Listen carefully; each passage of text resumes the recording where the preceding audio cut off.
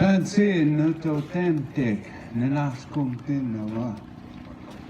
spirit, the flame of my spirit greets the flame of your spirit. I'm grateful that we are here at station number 3 at the Bissell Center and speaking about Indigenous peoples of the world. The pain that Indigenous peoples around the world have been experiencing for hundreds of the years still continues today.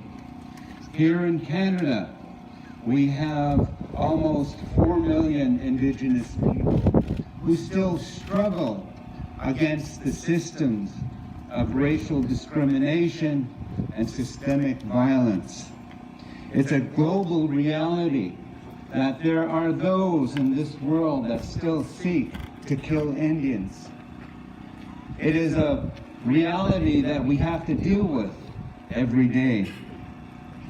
Our people and our peoples have suffered our apocalypse and the end of our days when we were forced onto reservations and we were forced into substandard ways of living in life.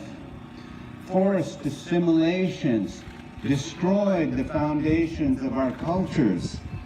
It created a cultural genocide that was sponsored by notions like racism. This has led to the brokenness that we are experiencing and recovering from.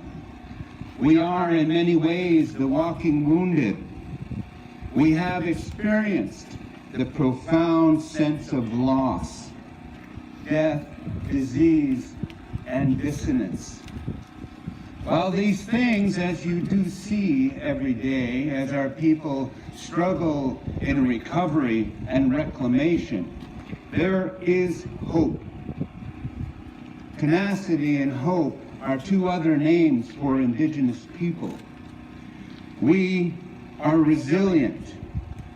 As we enter into this age of reconciliation, we are bolstered and hopeful because of the spirit of people like yourselves that want to correct what was done wrong.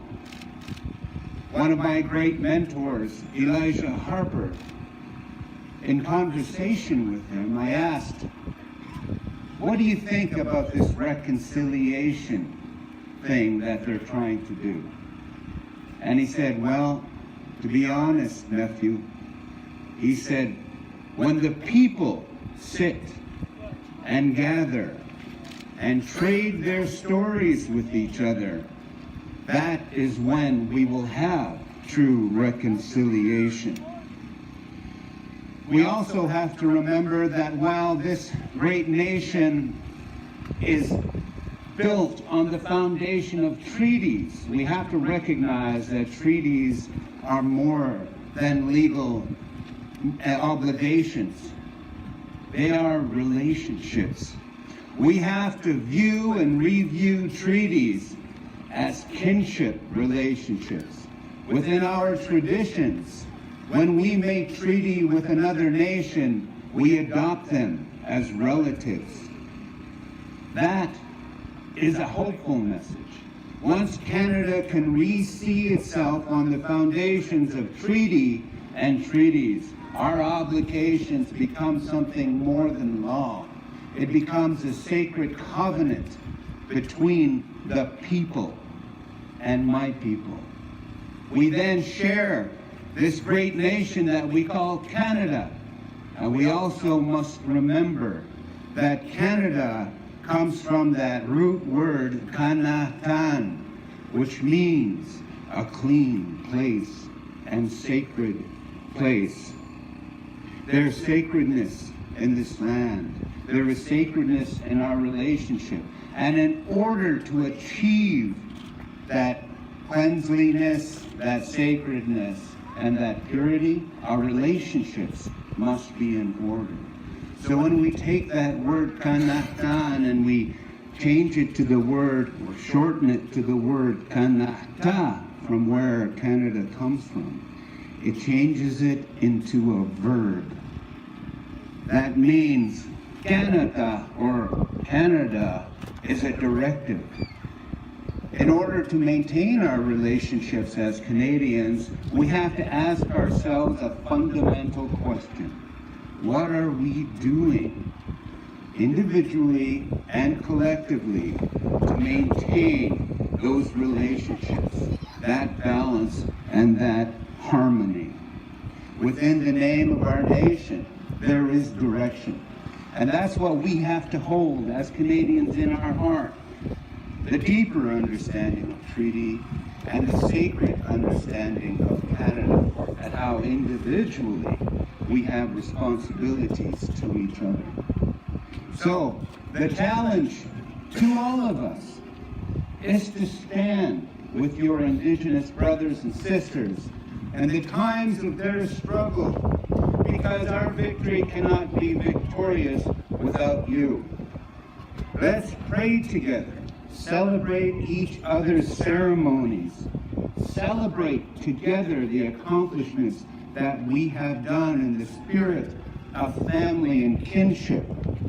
Engage in an act of treaty renewal locally, within your own communities, within your own streets, to celebrate that sacred relationship that is known as treaty, and strive to learn the story of Indigenous peoples. Look to their history, look to their cultural stories, their mythology, to find wisdom and knowledge to help guide yourself. That is our gift to you. Also, look to the roots of your own family. Dig deep, for at least 40% of Canadians have an Indigenous person in their family tree. Look for them. Understand their time and their experience. Reconcile through genealogy is what I call that. And also, call out racism when you see it perpetuated against Indigenous people. Our future is resting on our shoulders together as brothers and sisters. See yourself in our story like we see ourselves in your story. Our four directions are here, as sacred as this cross is to you and all of us.